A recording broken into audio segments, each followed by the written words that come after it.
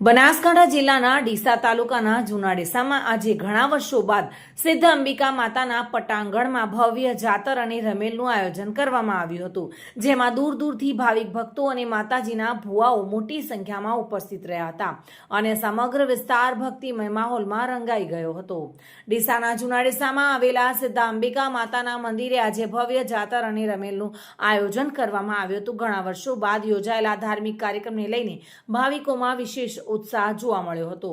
દૂર દૂરથી માતાજીના ભક્તો અને ભુવાઓ મંદિરે પધાર્યા હતા અને માતાજીની અભિકૃતિ મેળવી ધન્યતા અનુભવી હતી।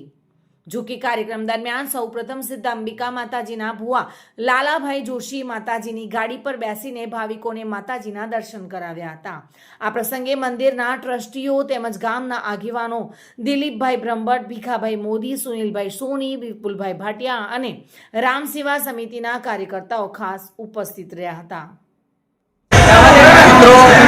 જૂના ડીસા ગામ માટે ખૂબ જ આનંદનો દિવસ છે, કારણ કે વર્ષોથી આ જૂના ડીસા ગામની રખેવાળી કરતી ગામ પાદરી દેવીમાં સિદ્ધ અંબિકા માતા જ્યારથી માતાજીનું સ્થાપન થયું ત્યારથી આજ સુધી એના ઇતિહાસમાં આજે પ્રથમવાર આ જૂના ડીસાની અંદર મા સિદ્ધ અંબિકા માતાની રમેણ ક્રિયા જૂના ડીસાના યુવાનો દ્વારા કરવામાં આવી છે, જેની અંદર હજારો સંખ્યામાં યુવાનો, ભાઈઓ, માતાઓ, બહેનો જૂના ડીસા સાથે સાથે આજુબાજુના ગામોમાંથી પણ ત્યાં પધારી અને આજે આ માતાજીને રમેણનો લાવો લઈ રહ્યા છે।